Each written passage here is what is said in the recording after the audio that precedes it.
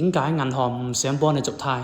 因為續貸佢哋係白做，想你還清重新再貸，佢哋先有收益啊！銀行係有任務、業績考核㗎。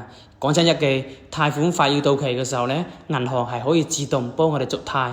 呢個工具就叫做無還本續貸。的確呢係救咗好多負債人，因為貸款到期唔使你還。但係呢，呢個工具亦都害咗好多負債人。因為有啲客戶經理呢真係好缺德㗎，佢喺度幫大家做無還本續貸嘅時候呢，居然將大家精神呢都打咗一個關字。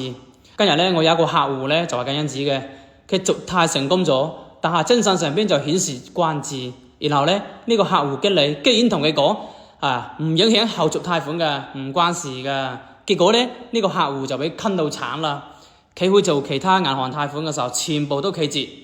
因為精神上邊嘅關字就係代表風險啊！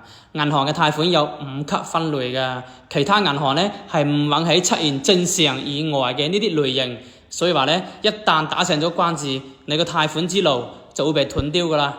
所以大家自己去同銀行傾嗰個無還本續貸嘅時候呢，一定要關注呢一點，明白未？